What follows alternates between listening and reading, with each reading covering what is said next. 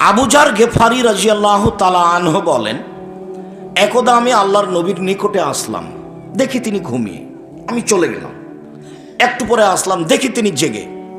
আমাকে দেখেই বলছেন, আবু জার গেফারি শোনো, মান কালা লা ইলাহা ইল্লাল্লাহ মুখলিসান বিকলবিহি, যে খালেস অন্তরে লা ইলাহা ইল্লাল্লাহ বলবে সে জান্নাতে চলে গেছে।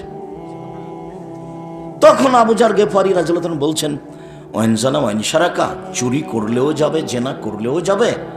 তা আল্লাহ রাসূল বলছেন, ওয়াইন জানা ওয়াইন শারাকা, চুরি করলেও যাবে, জেনা করলেও যাবে। তা আবার বলছেন, ওয়াইন জানা ওয়াইন শারাকা, চুরি করলেও যাবে, জেনা করলেও যাবে। তা আল্লাহ রাসূল বলছেন, ওয়াইন জানা ওয়াইন শারাকা, চুরি করলেও যাবে, জেনা করলেও যাবে। আবার বলছেন যে ওয়াইন জানা ওয়াইন শারাকা, চুরি করলেও যাবে, জেনা করলেও যাবে।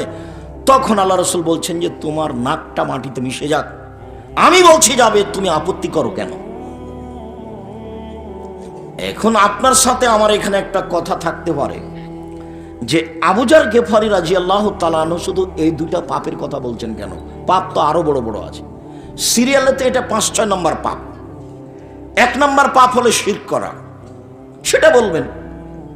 2 নম্বর পাপ হলো বাপ মায়ের অবাধ্য চলা। বাপ মায়ের অবাধ্য চলেছে যে সে জাহান্নামে চলে গেছে। আল্লাহ কাউকে বাঁচাবেন বিচারের মাঠে, ফেরাউনকে রক্ষা করতে পারেন, সেটা তার ব্যক্তিগত ব্যাপার। ইনতুয়াজ্জিবহুম ফাইনু বিবাদিকা, তুমি যদি মানুষকে শাস্তি দাও, দাও, এটা তোমার বান্দা, আমাদের করার কি আছে, দাও। আইন তাগফির লাহুম ফাইন্নাকা আনতাল আজিজুল হাকিম, আর তুমি যদি ক্ষমা করো, করো। তুমি যদি ফেরাউনকে ক্ষমা করো, তাহলে কি আমি তোমার বিরুদ্ধে মামলা করতে পারবো যে কেন ক্ষমা করলে ফেরাউনের ক্ষমা হবে? মানে এটি কি কেউ করতে পারবে? পারবে না, সেটা তোমার ব্যাপার। তো তুমি তো ক্ষমা করতেই পারো। আরো তো পাপ আছে।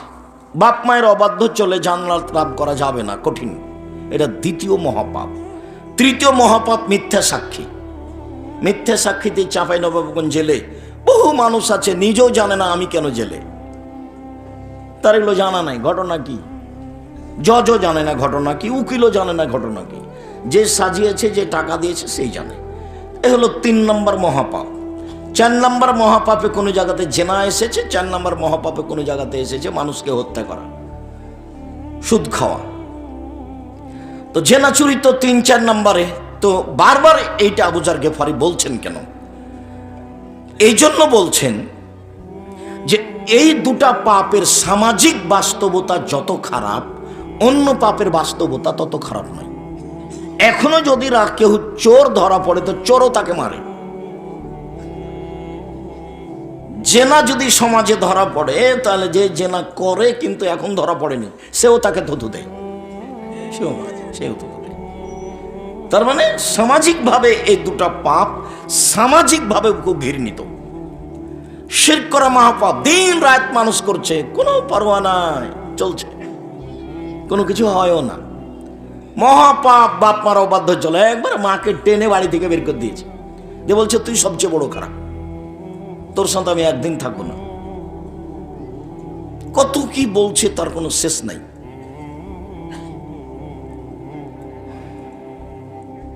তো সামাজিকতা সমাজে এর বাস্তবতা খুব খারাপ, যার কারণে এই দুটা উল্লেখ করছে। কথা এখনো শেষ হয়নি। এই দুটাই কেন, এই জন্য এই কথাটা বলে এখানে রাখলাম। আর একটা এ হাদিসে আবু হুরায়রা রাদিয়াল্লাহু তাআলা আনহু বলেন যে একদা আল্লাহ রাসূল বাগানের দিকে বাইরে হাঁটছেন। তো আমিও পিছে পিছে যাওয়া শুরু করলাম। আল্লাহ রাসূল একাই যাচ্ছেন, না জানি কি হয়, আমিও যাচ্ছি। তো পিছনে আমাকে দেখে বলছেন, আবু হুরায়রা। তো আমি বললাম, জি হ্যাঁ। আচ্ছা চলো। তো বেশ বাগানে যেতে যেতে কিছুক্ষণ যাওয়ার পরে আমাকে বলছেন যে আবু হুরায়রা তুমি থামো, আমি একটু আগিয়ে যাই, আমার একটু কাজ আছে। তা আমি এখানে বসে গেলাম। উনি চলতে থাকলেন, বেশ কিছুক্ষণ হয়ে গেল। তো আমি দেখতে লাগলাম কি ব্যাপার, আসছেন না কেন, ঘটনা কি, কোনো দুর্ঘটনা নাকি, আসছেন না কেন। তারপরে দেখছি ওই যে আসছেন, কাছাকাছি যখন, তখন উনি বলছেন, অঞ্জনা ওয়াইনসারাকা, চুরি করলে জেনা করলেও যাবে। অঞ্জনা ওয়াইনসারাকা, চুরি করলে জেনা করলেও যাবে। অঞ্জনা ওয়াইনসারাকা, চুরি করলে জেনা করলেও যাবে। যখন পাশে চলে আসলেন, তখন আমি বলছি, আল্লাহর নবী, আমার পিতামাতা আপনার নামে উৎসর্গ হোক, আপনি কার সাথে কথা বলছিলেন? কাউকে দেখি না। আপনি যে বারবার বলছেন চুরি করলেও যাবে, জেনা করলেও যাবে, তো মনে হচ্ছে যে আপনি কারোর সাথে কথা বলছেন। কই, কেউ তো নেই, কেউ নেই বাগানে, কার সাথে কথা বলছেন? তখন আল্লাহ রাসূল বলছেন, আবু হুরায়রা শোনো, জিবরাইল আমাকে বলছেন কেউ যদি অন্তর থেকে লা ইলাহা ইল্লাল্লাহ বলে তাহলে সে জান্নাতে চলে গেছে। তো আমি মুহাম্মদ সাল্লাল্লাহু আলাইহি ওয়াসাল্লাম জিবরাইলকে বলছি যে চুরি করলেও যাবে, জেনা করলেও যাবে। তো জিবরাইল বলছেন জেনা করলেও যাবে, চুরি করলেও যাবে। এই জন্য তুমি জিবরাইলকে দেখতে পাচ্ছ না। জিবরাইলকে তো আর মানুষ দেখতে পাবে না, নবীগণ দেখতে পাবেন। জিবরাইলকে মানুষ দেখতে, আপনারা মনে হয় কথা কি বুঝতে পারছেন না? আপসে যদি কোনো সময় অমনোযোগী থাকেন তাহলে হবে না, কথা ছুটে যাবে। আমি তো আর কেসা বলতে পারি না যে আপনি বাদাম খাবেন, কেসাও হবে, দুটো এক নয়। বলছিলাম, সম্মানিত দিনী ভাই বোন, আয়েশা রাদিয়াল্লাহু তাআলা আনহা বলেন, আল্লাহর নবী বললেন, আয়েশা, জিবরাইল তোমাকে সালাম দিল। তো আয়েশা রাদিয়াল্লাহু তাআলা বলছেন, আলাইকা ওয়া আলাইহিস সালাম ওয়া রাহমাতুল্লাহ, আপনাকে সালাম, জিবরাইলকে সালাম, তার উপরে শান্তি অবতীর্ণ হোক। তারাওয়ালা নারা, আপনি তো জিবরাইলকে দেখতে পান, আমরা তো দেখতে পাই না। এক বিছানায় তিনজন, জিবরাইল যেখানে, আয়েশা রাদিয়াল্লাহু তাআলা সেখানে, আল্লাহর নবীও সেখানে। জিবরাইল যেখানে, আয়েশা রাদিয়াল্লাহু তাআলা আনহা সেখানে, আল্লাহ রাসূল সেখানে, এক বিছানায় তিনজন। কিন্তু আয়েশা জিবরাইলকে দেখতে পান না। তো আবু হুরায়রা রাদিয়াল্লাহু তাআলা বলছেন, আচ্ছা আল্লাহর নবী, আপনি কার সাথে কথা বলছেন? আমি তো খুব এদিক ওদিকে তাকিয়ে দেখলাম, কাউকে দেখলাম না। আপনি খালি বলছেন ওয়ানজানা ওয়ানসারাকা, চুরি করলে জেনা করলেও যাবে। আবার বলছেন চুরি করলে জেনা করলেও যাবে। আবার বলছেন চুরি করলে জেনা করলেও যাবে। এবার বলেন তো আল্লাহর নবী কার সাথে কথা বলছিলেন? জিবরাইল আলাইহিস সালামের সাথে। যার কারণে আবু হুরায়রা রাদিয়াল্লাহু তাআলা আনহু রাসূলের কথা শুনতে পাচ্ছেন, কিন্তু জিবরাইলকে দেখতে পাচ্ছেন না। আর আগের বারের ঘটনা ছিল যে আল্লাহর নবী বলছেন যে জান্নাতে যাবে, তো আবু যার গেফারি বলছেন যে চুরি করলেও যাবে, জেনা করলেও যাবে। তো শেষ পর্যন্ত আল্লাহ রাসূল বললেন যে তোমার নাকটা মাটিতে মিশে যাক, আমি বলছি যাবে, তুমি আবার প্রতিবাদের কে? হাদিসগুলি সব বুখারী মুসলিম থেকে। আমি এখনো কি বলতে চেয়েছি তা স্পষ্ট হয়নি। সেটা হচ্ছে এই যে আপনার বিশ্বাসে যদি ত্রুটি থাকে, আকীদায়, আপনার ধর্মকর্ম, আপনার দলে সংগঠনে, আপনার নীতিতে, আপনার চরিত্রে, আকীদায় যদি ত্রুটি থাকে, তাহলে আপনার ইবাদত বিচারের মাঠে ওজন হবে না। আপনার পাগড়ি যত বড়ই হোক, জুব্বা যত বড়ই হোক, কোনো পথ নেই। অন্তত চাঁপাইনবাবগঞ্জের মানুষ হিসাবে মনে রাখবেন, আমি আমার দাবি পেশ করে যাচ্ছি, যেদিন আমি আসি সারা চাঁপাইনবাবগঞ্জে, সেটা রহনপুরে হোক, সেটা নাচলে হোক, সেটা কানসাটে হোক, সেটা আরো কোনো জায়গায় হোক, সেটা চাঁপাইনবাবগঞ্জে হোক, আমি আসলে আমি আমার দাবি পেশ করে যাই, যাতে করে অন্তত আমার জন্মভূমির নারী পুরুষ হিসেবে কারো যেন এরকম কোনো আপত্তি না থাকে যে কই আব্দুর রাজ্জাক সাহেব তো আমাদের কিছু বলেননি। আপনি যতই উপেক্ষা করে চলেন, আপনার ভিতরে হিংসা যতই থাক না কেন, আপনি আমার সাথে দিনের ব্যাপারে পরামর্শ করেন, আপনাকে আমি সুন্দর সঠিক উত্তর দিব ইনশাআল্লাহ। এটা আমার দৃঢ়তা আছে। আপনাকে আমি মন থেকে ভালোবাসি, এই জন্যই বলছি। আর আমি মূলত অন্য কোনো কাজ করি না, কাজই আমার এটা। একটা মানুষ তো স্কুলে পড়ায়, তো বাড়ির কাজকর্ম কিছু করে, গরু ছাগল গাভী কিছু দেখে। একটা মানুষ মাদ্রাসাতে পড়ালো, বৃহস্পতিবার শুক্রবারে বাড়ি যায়, একটু আহাল পরিবার দেখাশোনা করে। আপনি ধরতে পারেন যে আমি দেউলিয়া, আমার কিছুই নাই, আমি এমনি ঘুরি ঘুরি থাকি, এগুলোই করি, আমার কাজই এটা। আমি ক্লাসের পরে বাড়ি চলে গিয়ে অন্য কোনো কাজে ব্যস্ত হই না। এটাই প্রতি মাসে বড় বড় বিদ্বান থাকেন দেশ বিদেশের, আমার সামনে ফতোয়া বৈঠকে, আমি সে ফতোয়া বৈঠক পরিচালনা করি। বড় বড় বিদ্বান, একবারে জামিয়া সালাফিয়া বানারসের হেড মুহাদ্দিস বুখারীর, সেটা আপনাদের জামিয়া সালাফিয়া রাজশাহী ডাঙ্গিপাড়ার হেড মুহাদ্দিস। দেশের যারা বড় বড় শায়েখ তারা এখানে শিক্ষক, তারা হাদিস পড়ায় জামিয়া সালাফিয়া ডাঙ্গিপাড়ায়। মদিনা বিশ্ববিদ্যালয়ে যারা টিচার তারা এখানে এসে আপনার শিক্ষকতা করেন জামিয়া সালাফিয়া ডাঙ্গিপাড়ায়। তারাও সময় বৈঠকে থাকেন, আমি সেই বৈঠক পরিচালনা করি। আমি মনে করি তাদের চেয়ে তারা আমার চেয়ে বড় বিদ্বান, কিন্তু আমি মনে করি যে আমিও চর্চা করি ধর্ম। ধর্ম একটাই, তারাও চর্চা করে, আমিও চর্চা করি। সেই সুবাদে আর আমি খাকসাল সাধারণ চাঁপাইনবাবগঞ্জের মানুষ, আমি জামিয়া সালাফিয়ার পরিচালক হিসাবে আমিও এই বড় বিদ্বানদের বৈঠকে বসি।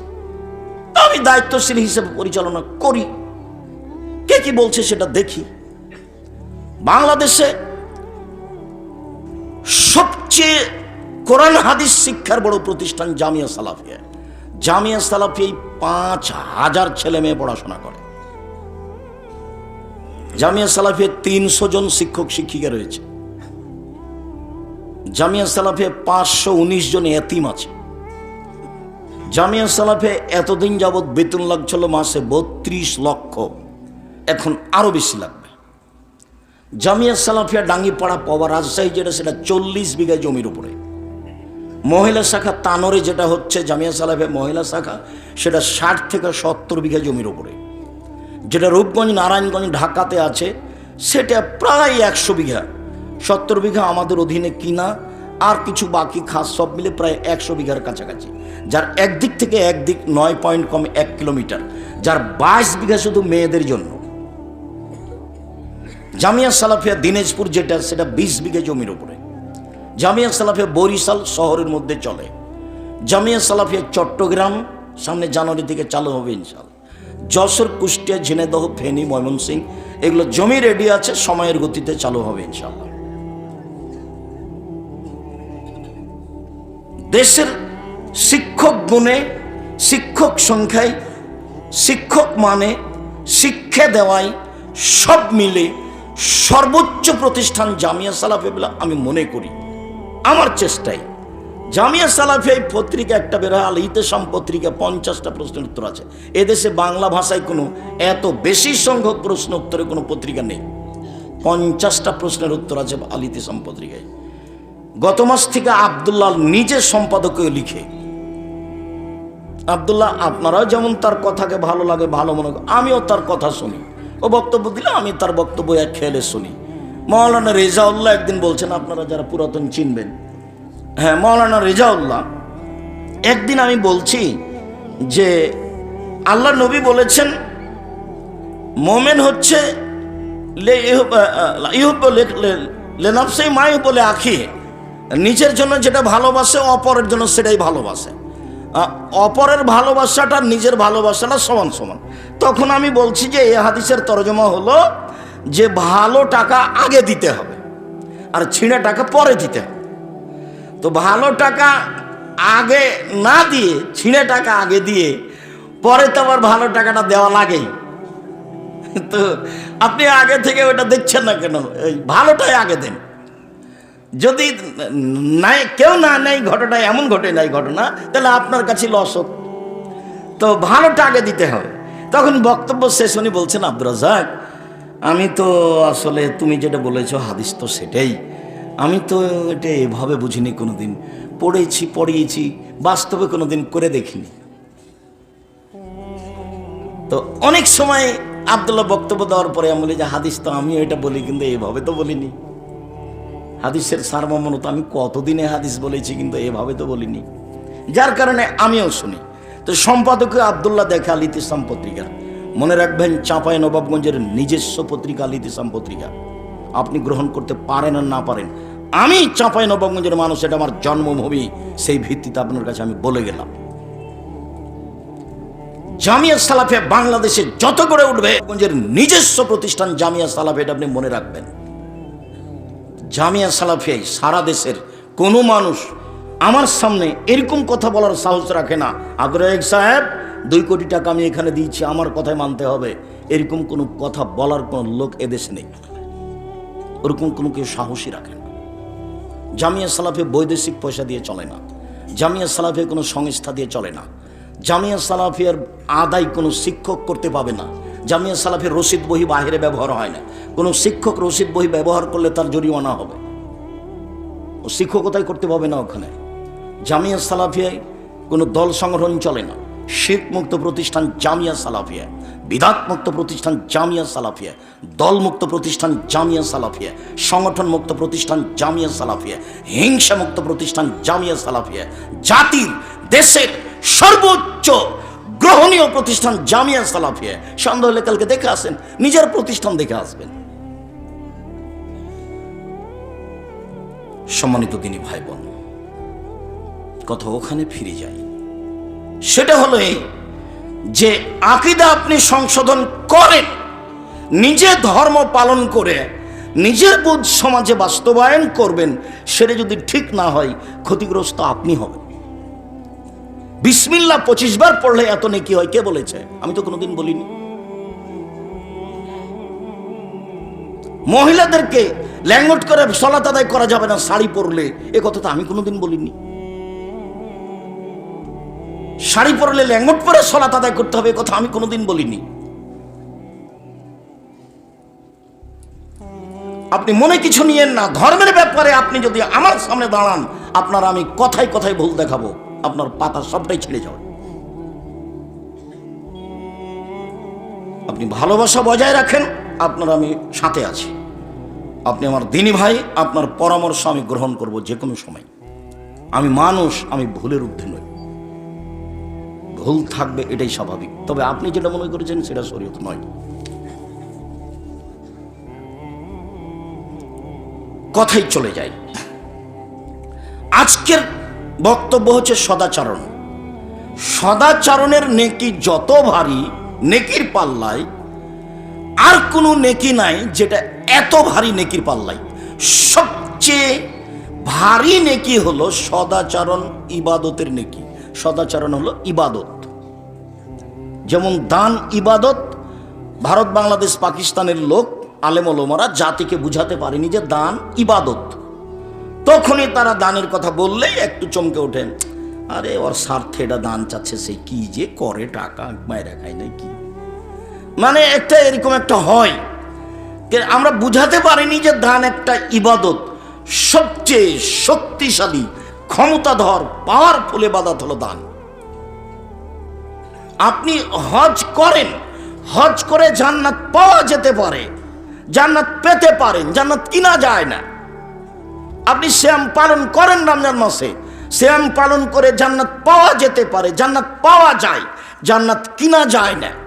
আপনি সালাত আদায় করেন, পৃথিবীর ব্যতিক্রম ইবাদত সালাত, একেবারেই ব্যতিক্রম, মানে কোনো কথাই বুঝে না। অজু করে সালাত আদায় করতে হয় তো বলছে পানি নেই, তো তাইমুম করে পড়ো, বলে মাটি নেই, বলে এমনিতেই পড়ো। কেবলার দিকে মুখ করে পড়তে বলে কেবলা চেনা যায় না, এমনিতেই পড়ো কেবলা ছাড়াই। যে দাঁড়িয়ে পড়তে হয়, তাহলে দাঁড়িয়ে থাকতে পারি না, বসে পড়ো, বলে বসে থাকতে পারি না, তো শুয়ে পড়ো। পরিষ্কার কাপড়ে সালাত আদায় করতে বলে পরিষ্কার কাপড় নেই, পায়খানা লেগে আছে, হায় যে রক্ত লেগেছে, বলে সেটা পরি পড়ো।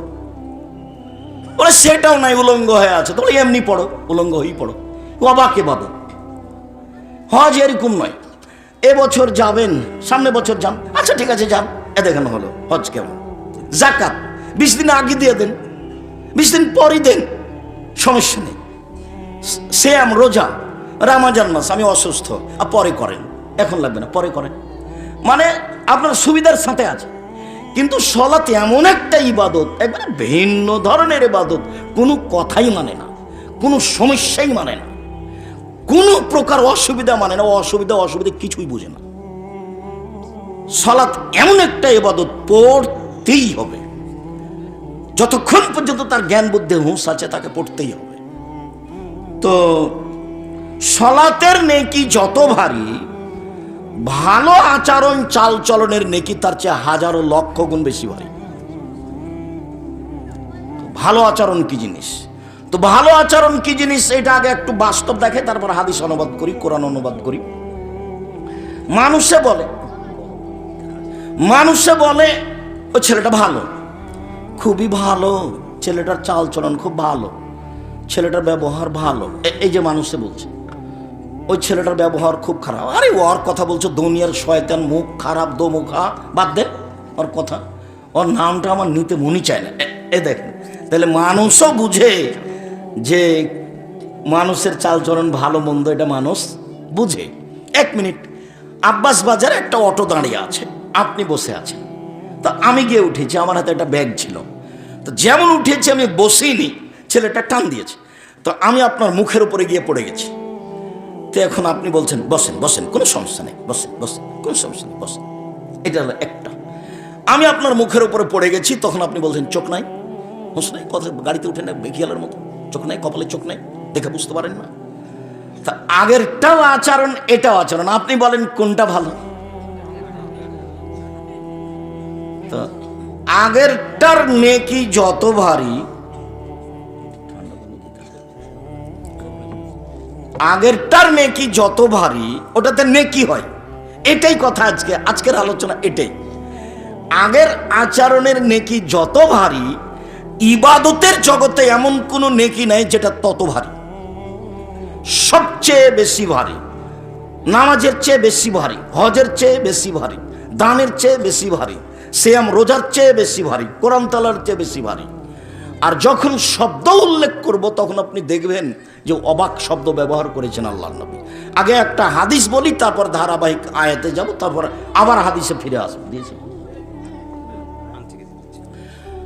তো আবু দারদা রাদিয়াল্লাহু তাআলা আনহু বলেন, রাসূল সাল্লাল্লাহু আলাইহি সাল্লাম বলেছেন, ইন্না আফকালা শাইইন ইদাউ ফি মিজানিল মুমিন ইয়াউমাল কিয়ামা খুলুকুন হাসান। বিচারের মাঠে মোমেন পুরুষ নারীর নেকির পাল্লায় সবচেয়ে যেটা ভারী নেকি রাখা হবে সেটা হলো ভালো আচরণ। সবচেয়ে ভারী। ওখানে একটা শব্দ ব্যবহার করা হচ্ছে ইসিম তাবজিল। তো ইসিম তাবজিল তো আর আপনাকে আমি বুঝাতে পারবো না, যারা কমি মাদ্রাসা বা আলিয়া মাদ্রাসায় পড়েছে তারা একটু কিছু বুঝবে। মানে সবচেয়ে ভারী, ইন্না আসকালা শাইইন, বস্তুর সবচেয়ে ভারী যেটা নেকি মোমেন পুরুষ নারীর নেকির পাল্লায় রাখা হবে সেটা হলো ভালো চাল চলনের নেকি। এইখানে একটা কথা বলে রাখি, জীবনে আজ থেকে মিডিয়ায় যারা আছেন, মিডিয়ার কথা যারা সময়ের গতিতে অবগত হবেন, দেশ বিদেশের সকল দিনী ভাই বোনকে অনুরোধ জানাচ্ছি, ক্ষমতা দেখিয়ে, দাপট দেখিয়ে, দলীয় দাপট দেখিয়ে 5 মিনিট বেঁচে থাকার চেষ্টা করিয়েন না। ফেরাউন ডুবে গেছে। আর আপনাদের নেত্রীর বয়স ছিল মাত্র 45 মিনিট। কাজেই ক্ষমতা দেখে কিছু করতে চাহেন না, ক্ষমতা বিলীন হয়ে যাবে। অযথা ভুল, কাকে দাপট দেখালেন, কাকে ধমক দিলেন, কাকে জেলে দিলেন, কাকে হাজতে দিলেন, তারপর সময় শেষ। ফেরাউন যদি 1500 বছর বেঁচে থাকার পরেও সময় শেষ হয়, তাহলে আপনার তো বয়স 60, 62, 65, 77, এই তো। এ নিয়ে খামাখা এত কিছু কেন? নরম হন, হালাল রুজি উপার্জন করেন। এটা তো চাঁপাই নবাবগঞ্জ, এটা তো আর বলতে পারি না আমি যে এটা রংপুর, দিনাজপুর, লালমনিরহাট, নীলফামারী, কুড়িগ্রাম, পঞ্চগড়, ঠাকুরগাঁ, গাইবান্ধা, জয়পুরহাট, বগুড়া, ওদের দুইটা স্বভাব ভালো নয়। কি? যৌতুক নেই, বেটার যৌতুক নেই। তা আমরা তো নিই না, চাঁপাই নবাবগঞ্জের মানুষ যৌতুক নেই না। আর ওদের আর একটা খারাপ স্বভাব আছে যে বোনকে জমি দেয় না। তা না না, ওরকম নয়। আমার বাপকে মাটি দিয়ে আমি আগে জমি ভাগ করেছি, তারপরে খেয়েছি। যদি জমি আমি টুকটাক চিনি, আমার ছোট ভাই চিনেই না, আজও চিনি না। আমার মা পছন্দ করতেন না যে আমরা জমি জায়গা দেখতে যাই, তো আমরা তখনও যাই না, আমার মা মরার পরেও যায় না, এখনো যাই না। আমার মা যেটা মনে করতেন সেটাই। তো আমি বলেছি যে যৌতুকের টাকা দিয়ে চাউল কিনে ভাত খেয়ে ইবাদত কবুল হবে না। বাপ বেটা ওরা ভিক্ষা করে খাবে, ওই টাকা দিয়ে চাউল কিনে ভাত খাইলে ইবাদত কবুল হবে? বাপ বেটা ভিক্ষা করে খাবে, যৌতুক নেবে কেন? সেটা খাট খাটলা, চৌকি বাক্স, ফার্নিচার, সাইকেল, মোটরসাইকেল, যেটাই হোক না কেন, আগামীকাল সন্ধ্যা হতে হতে খাট খাটলা, চৌকি বাক্স ফেরত পাঠাতে হবে, পাঠাতেই হবে। তুমি কাপুরুষের সন্তান, কাপুরুষ, তুমি ঘৃণিত পুরুষ, তুমি অপর জিনিস নেও কেন? দিন মজুরি করে খাও, দিন মজুরি করে খাও। যদি দিন মজুরি করে খেতে না পারো, মানুষের বাড়িতে কাজ করে যদি পাট দিয়ে খেতে না পারো, ভিক্ষা করে খাও। আমি ভিক্ষা করতে বলিনি, এটা অপছন্দ কাজ, জায়েজ। ভিক্ষা করা জায়েজ, অপছন্দ।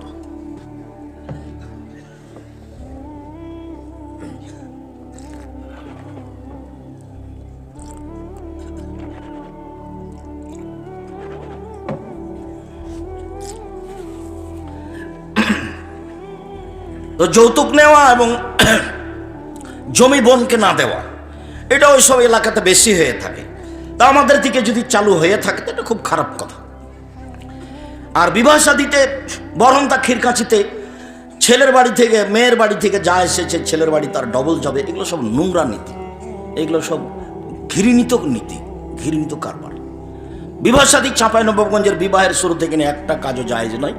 আমি যতদিন দেশে চলাচল করেছি তাতে আমার জানা অনুপাতে শুরু শেষ থেকে একটা কাজও জায়েজ নয়, সব হারাম। তো নতুনভাবে চালু করেন, চেষ্টা করেন। আমি পরামর্শ দিচ্ছি, আমি আপনার বৈঠকে উপস্থিত হওয়ার চেষ্টা করব মানুষ হিসাবে, চাঁপাইনবাবগঞ্জ জন্মভূমি হিসাবে। আমি আশা করছি তখন আমি সঠিকটাই করব, এবং আমি আশা করছি যে আপনি আমার মুখের উপরে কথা বললে হয়তো হটকারিতে টিকবেন, শরীয়তে টিকতে পারবেন না। সম্মানিত দিনী ভাই বোন, সবচেয়ে ভারী নেকি, এবার আয়াতে চলে যায়, দু একটা আয়াত পেশ করি। আল্লাহ তাআলা বলেন, ইদফা বিল্লাতি হিয়া আহসান ফাইদাল্লাযী বাইনাকা ওয়া বাইনা আদাওয়া কান্নাহু আলিয়্যুন হামীম। মুহাম্মদ সাল্লাল্লাহু আলাইহি সাল্লাম, আপনি যখন কথা প্রসঙ্গে কথার উত্তর দিবেন তখন ও যা বলেছে আপনি তার চেয়ে সুন্দর বলবেন। আপনি যখন শত্রু বা অন্য কারোর সাথে, যাদের সাথে আপনার লেনদেন ভালো সম্পর্ক নেই, তাদের সাথে যখন আপনি কথা বলবেন তখন ও যা বলেছে, যেভাবে বলছে, আপনার বলার ঢং, আপনার কথার ঢং, আপনার চাল চলন, আপনার গতি ওর চেয়ে সুন্দর হতে হবে। তাহলে আপনার মাঝে আর তার মাঝে যে একটা শত্রুতা রয়েছে এটা অন্তরঙ্গ বন্ধুতে পরিণত হবে। যদি আলেম ওলামারা কম পারছে বলে আমার বিবেচনা, আমি যেটুকু বুঝি, যেটুকু দেখতে পাই, তার মানে আমি অনেক জায়গাতে বলেছি যে আপনি আমাকে ডাকেন, মুচি দিয়ে ডাকিয়েন, আমি চলে যাব। আর আপনাকে আমি নিজে ডাকছি, আসেন জামিয়া সালাফিয়া, আপনি তো পারবেন না, আপনার বাপও পারবে না। আমি চাঁপাইনবাবগঞ্জের ভাষা ব্যবহার করেছি। একটা লোককে আমি দুয়ার বইটা দেখতে দিয়েছিলাম, 1 বছর পরে উনি বইটা হাতে দেননি। তখন আমি বললাম যে মাওলানা সাহেব, আমি দুয়ার বই চাঁপাইনবাবগঞ্জের ভাষাতে লিখব। আমি তো আর স্কুলে পড়িনি, পড়াশোনা তো জানি না, এমনি ছেঁচড়া মেছড়া আপনার সাথে চলি মাত্র থাকে। তাহলে ঠিক আছে, বই চাঁপাইনবাবগঞ্জের ভাষাতে লিখব। যার কারণে যা বই বের হয় সব চাঁপাইনবাবগঞ্জের ভাষাতে লেখা আছে, উলট পালট মানুষ একটা বুঝলেই হলো। তো ঠিকই ওইভাবে বই বের হতে থাকলো অনেক, আপনি দেখেন। সম্মানিত দিনী ভাই বোন, আল্লাহ তাআলা বলছেন, জাদিলহুম বিল্লাতি হিয়া আহসান। মুহাম্মদ সাল্লাল্লাহু আলাইহি সাল্লাম মানুষের সাথে তর্কে বিতর্কে, বাদ বিতণ্ডে যখন আপনি কথা বলবেন, ও যা বলেছে আপনার কথা তার চেয়ে অতীব সুন্দর, উত্তম হতে হবে। ও কি বলল রে, দেখ তো কি বলেছে, ওকে একটা কর, কি করা লাগে দেখব। দলীয় ক্ষমতা, পরিস্থিতির ক্ষমতা, সম্পদের ক্ষমতা, খুব ভালো করে মনে রাখবেন।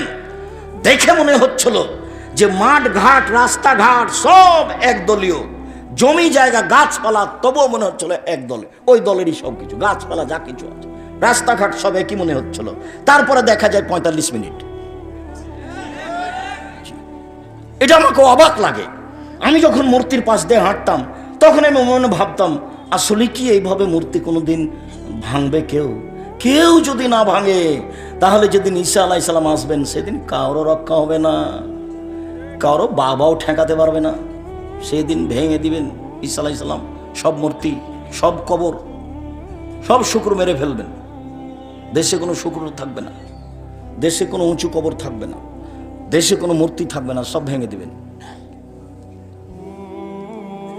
শুনুন,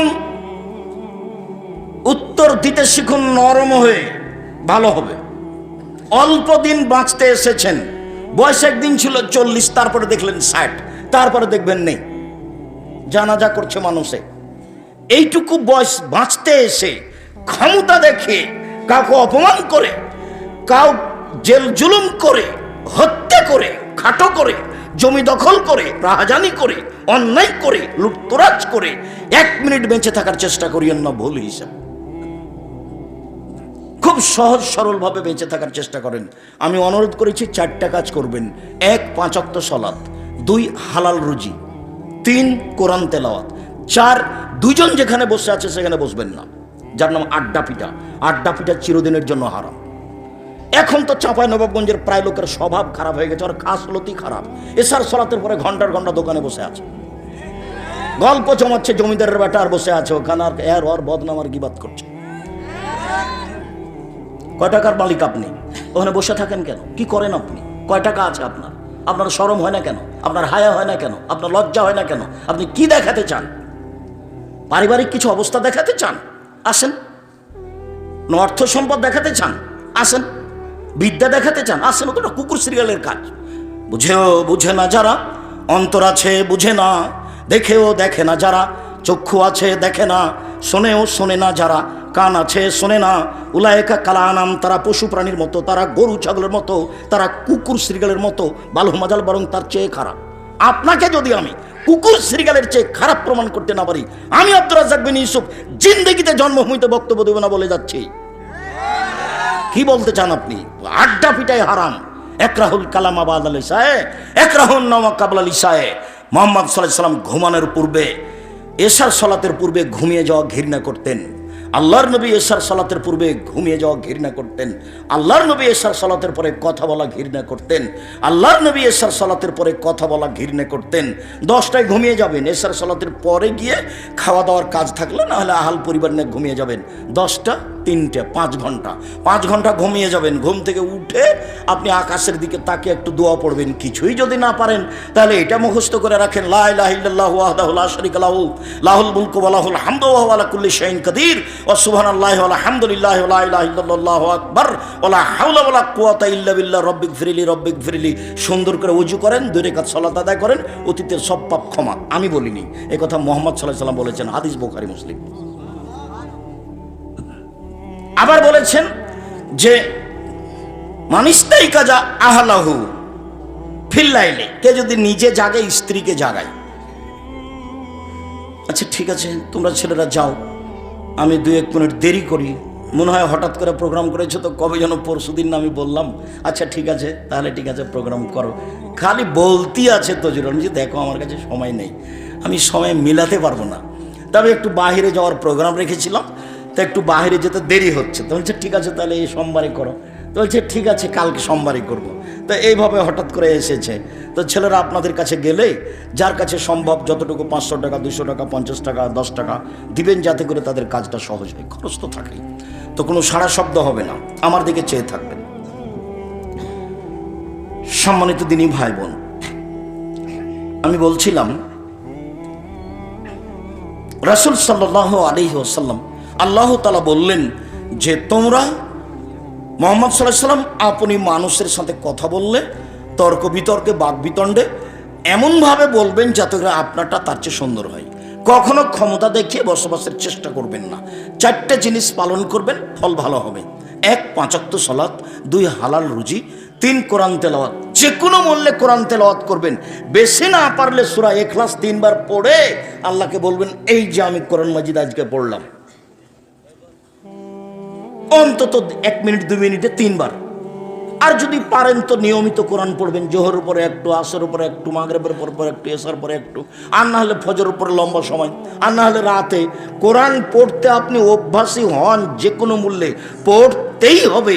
কোরআন বিপক্ষে বিচারের মাঠে দাঁড়ালে টিকতে পারবেন না। আর ওই বৈঠকে যারা বলেছে যে কোরআন না বুঝলে পড়া যাবে না, ওর বাপও বুঝে না, ওকে ডেকে নিয়ে আসছেন, আমি তাকে আপনার সামনে দেখাচ্ছি। বড় বড় বিদ্বান যারা, তারা কোরআন মাজিদ কি বুঝেছেন অনেক জায়গাতে ঠিক করতে পারেননি, আল্লাহ আলাম বলে চলে গেছে। আর উনি বলবেন যে কোরআন না বুঝলে পড়তে হবে না, কোন সাহসে সে বলে? আল্লাহ নবী বলছেন, বুখারী মুসলিমের হাদিস, কেউ যদি ছেঁচড়া মেচড়া করে কোনো রকমে যদি পড়ে তাহলে তার ডবল নেকি। হাদিস তো বুখারী মুসলিম। কেন আপনাকে কোরআন মাজিদ পড়া থেকে অনুৎসাহিত করবে? উৎসাহিত করতে হবে। আমরা তো মক্তব মসজিদে পড়েছি, আলিবিতে সে জিম হেঁকে দাল জাল করে পড়েছি, ওইভাবেই পড়বেন। মানুষ ভালো করে পড়ার চেষ্টা করুক, মানুষকে আমি চেষ্টা করতে না করিনি, কিন্তু পড়তেই পাবে না, না বুঝলে না বুঝালে। যে বলেছে সেই তো বুঝে না। 3 হলো কোরআন তেলাওয়াত। 4 আড্ডা পিটবেন না, এই কথা নিয়ে কথা এসেছিল। কোথাও আড্ডা পিটে গল্প করে সময় কাটাবেন না। এখন তো যেখানে সেখানে বাজার গড়েছে, একবারে রাত 12টা 1টা 2টা পর্যন্ত সব টিভি নিয়ে বসে আছে দোকানপাটে। এগুলো হচ্ছে নোংরামি, এগুলো হচ্ছে বেহায়, এগুলো হচ্ছে বিদ্যা না থাকার প্রমাণ, এগুলো হচ্ছে বুদ্ধি না থাকার প্রমাণ, এগুলো হচ্ছে ঘৃণিত মানুষের কাজ, এগুলো হলো নিকৃষ্ট মানুষের কাজ, এগুলো হলো বেহায়া মানুষের কাজ, এগুলো হলো বিদ্যা বুদ্ধি না থাকা মানুষের কাজ। আপনি দোকানে বসে ল্যাংটা মেয়ে দেখে চক্ষু ঠান্ডা করেন, কলিজা ঠান্ডা করেন, আর আপনাকে তিতা লাগে কথা? জি না, তিতা লাগবে কেন? আপনার স্বভাব খারাপ। চাঁপাইনবাবগঞ্জের ভাষাতে আপনার খাসলত খারাপ, সেই জন্য আপনি দোকানপাটে বসে অভ্যাসী সময় কাটান। কেন কাটাবেন? বাস হালাল উপার্জন করেন, এশার সালাত আদায় করে খেয়ে ঘুমিয়ে যাবেন, রাতখান মূল্যায়ন করবেন। রাতে উঠে বেশি না পারলে কথাটা এবার ফিরে এসেছে মাথায়, স্ত্রীকে জাগাবেন, আপনিও উঠবেন, 2 রাকাত সালাত আদায় করবেন। আল্লাহ নবী বলছেন যে কতিবা মিনাজ যাকিরিনা যাকিরা, বড় বড় পরহেজগার যারা দুনিয়াতে চলে গেছে ওদের একটা তালিকা আছে। আপনি যদি রাতে উঠে আপনার স্ত্রী সহ 2 রাকাত নামাজ পড়তে পারেন, তাহলে আপনার নামটা ওই তালিকায় লিখে দেওয়া হবে। এই কথা মুহাম্মদ সাল্লাল্লাহু আলাইহি ওয়াসাল্লাম বলেন। আমি যদি বুঝাতে না পারি আবার বলি, আল্লাহ বড় বড় যারা পরহেজগার মানুষ ওদের একটা তালিকা আছে আল্লাহর কাছে। তো যারা স্বামী স্ত্রী উঠে রাতে দিয়ে 2 রাকাত সালাত আদায় করে, রাতে 2 রাকাত সালাত আদায় যদি করে, তো মুহাম্মদ সাল্লাল্লাহু আলাইহি ওয়াসাল্লাম বলছেন এদের স্বামী স্ত্রীর নামটা ওই পরহেজগার মানুষের তালিকাতে লিখে দেওয়া হয়। এটা রাসূলের মুখের কথা। আপনি উপদেশ বইয়ে দেখেন, আজকে তো বই নাই, এমনি এসছে, ছেলেটা গাড়িতে যে এসছে সে বলছে যে আজকে সব কিছু ছুটি, কাজে দোকানের কোনো বই পুস্তক আমি উঠাতে পারিনি। তো লাইব্রেরি আছে সামনে, ওখান থেকে নেবেন। সম্মানিত তিনি ভাই বোন, মহান আল্লাহ বলেন ফাবিমা রাহমাতিন মিনাল্লাহ লিনতা লাহুম ওয়ালাউ কুনতা ফাদ্দান গালিদাল কলব। কেউ খালি হাতে পাঠাবেন না। ওরা যারা আপনার সামনে, চোখের সামনে যাচ্ছে, রাসূলের এই কথাটা মনে রাখবেন যে যে যতটুকু দিল আল্লাহ তার ততটুকু পূর্ণ করে দেন, আর যে যতটুকু দেয় না আল্লাহ তার ততটুকু ক্ষতি করে দেন। ক্ষতি হবেই, বলা লাগবে না, এমনিতেই ক্ষতি হয়ে যাবে। কাজেই ও যেন আপনার সামনে দিয়ে এমনি খালি চলে না যায়। আমরা যারা স্টেজে আছি তারাও আমরা তাতে অংশগ্রহণ করবো ইনশাআল্লাহ, যার যতটুকু সম্ভব হয়।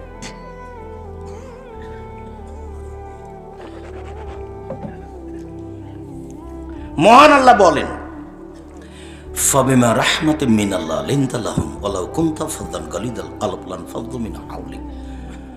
মুহাম্মদ সাল্লাল্লাহু আলাইহি সাল্লাম, আল্লাহর পক্ষ থেকে আপনার উপরে বড় দয়া যে আপনার স্বভাবটা নরম, আপনার চাল চলন নরম। ওয়ালাউ কুনতা ফাদ্দান গালিদাল কলব, যদি আপনি কঠোর কর্কশ স্বভাবের মানুষ হতেন, লানফাদ্দু মিন হাওলিক, তাহলে মানুষ আপনার পাশ থেকে সরে যেত, আপনার পাশে কেউ থাকতো না। আল্লাহর এটা দয়া। তাহলে মনে রাখবেন, যার মুখ খারাপ, যে বউকে গালি দেয়, মানুষকে গালি দেয়, একটুতেই 19-20 সালে একবারে খেপে যায়, একটু সাইকেলটা গাড়ির চাকাটা আর একটা গাড়ির সাথে লেগে গেছে, তো মনে হচ্ছে মানুষও নয়, কুকুরও এত এভাবে খেপে উঠবে না। অবাক কথা, তার চরিত্র বলে কোনো জিনিসই নাই, তো ভাবে খেপে যাচ্ছে। এই যারা গাড়িতে উঠে গাড়ি চালায়, যারা ওই যে টাকা আদায় করার নাম কি, কন্ডাক্টর, এরা যে আচরণ করে 2 টাকা 1 টাকার কারণে, অনেক প্যাসেঞ্জার 2 টাকা 1 টাকার কারণে যেসব আচরণ করে, এই যে ভ্যানওয়ালা, এয়ার ভ্যানটা ওর সাথে ঠেকে গেছে, এমন গালি দিল, এবারে চাঁপাইনবাবগঞ্জের ভাষাতে মন ঠান্ডা করে গালি দিল, জিভ ঠান্ডা করে দিল। একটা আরেক জায়গাতে বেঁধে গেছে, তো ও দিল। মানে স্বভাবই নয় এগুলো, একেবারে স্বভাব খারাপ তার, এটা প্রমাণ। একবারে মুখ বন্ধ রাখতে হবে। আল্লাহ রাসূলকে বলা হলো বাঁচার পথ কি, জাহান্নাম থেকে বাঁচবো কিভাবে, এটা জিজ্ঞাসা। জাহান্নাম থেকে বাঁচবো কিভাবে? তখন বলছে যে আলসেবুল ইসলাম, মুখখান বন্ধ রাখো, জান্নাত চলে যাবা, জাহান্নাম থেকে বেঁচে যাও, মুখ বন্ধ রাখো। অলিয়াসা বাইতো, বাড়িতে থাকো, জরুরি প্রয়োজন ছাড়া বাইরে যাবা না, বাড়ির বাইরে যাবা না। দোকানে বসা তো বহু দূরের কথা, দোকানে বসে তো আড্ডা পিটা বহু দূরের কথা। আমি তো একাধিক দিন বলেছি, দোকানে যাবেন, আসসালামু আলাইকুম ভাই, আপনার কাছে লবণ আছে? বলে হ্যাঁ আছে। সরিষার ভালো তেল আছে? হ্যাঁ আছে। তো 250 দেন, তো 1 কেজি লবণ দেন। নেওয়া হয়েছে, টাকা দেওয়া হয়েছে, আসসালামু আলাইকুম, এই পর্যন্ত দোকানের সামনে। আপনি বসে আছেন কেন ওখানে? আর ও তো মনে করছে যে টিভি না চললে সবকে বসানো যাবে না, সবাই চক্ষু ঠান্ডা করবে, ল্যাংটা মেয়েকে দেখবে, কলিজা ঠান্ডা করবে, দিয়ে জান্নাতের মেয়ে ভোগ করবে। জান্নাতের মেয়ে তো অত সহজ নয়। আল্লাহ নবী বলেছেন হজেবাতের নার বিশ্বাহত হজেবাতের জান্নাতের মেকারে। জান্নাত ঘেরা আছে নিয়ম নীতি কষ্ট ক্লেশ ত্যাগ তিতিক্ষা দিয়ে, আর জাহান্নাম ঘেরা আছে মনের ইচ্ছা দিয়ে। মন মতো চলবে যে, নাফসানি খায়েসাত নিয়ে চলবে যে, সে জাহান্নামে যাবে। আপনি দোকানে বসবেন কেন? ওখানে তো ল্যাংটা মেয়ে নাচে, ওখানে বসবেন কেন?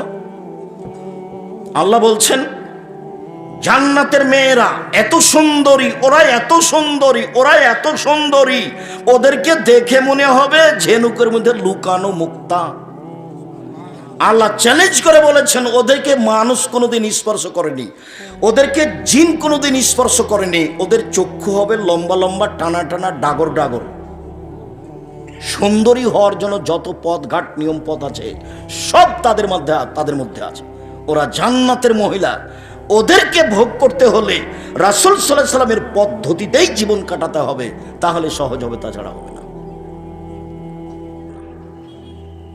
সম্মানিত দিনী ভাই বোন, মহান আল্লাহ বলেন আপনি যদি কঠোর স্বভাবের হতেন, আপনার যদি স্বভাব ভালো না হতো, তাহলে মানুষ আপনার পাশ থেকে সরে যেত। শোনেন, এক ফাফু আনহুম, মানুষকে মাফ করুন।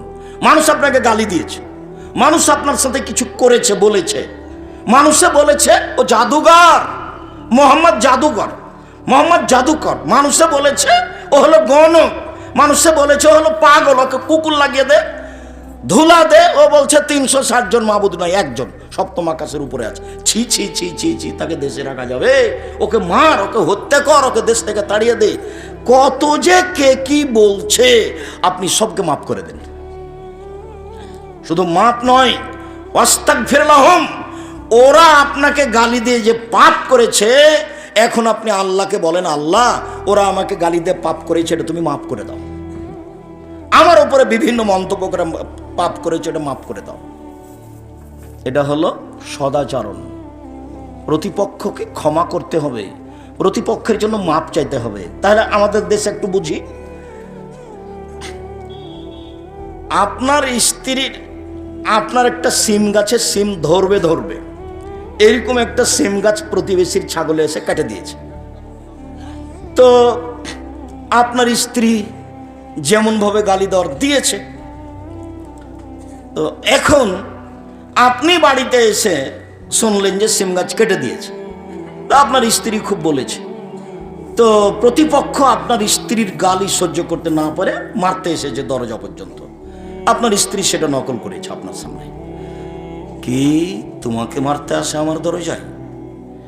এইরকম কিছু না বলে রাত 9টার সময়তে আপনার বাড়িতে গিয়ে বলছে ভাইজান আপনার ছাগলে আমার সিম গাছ খেয়ে নিয়েছে, কেটে দিয়েছে, সেই জন্য আমার স্ত্রী আপনাকে গালি দিয়েছে, আমি আপনার কাছে ক্ষমা চাইতে এসেছি।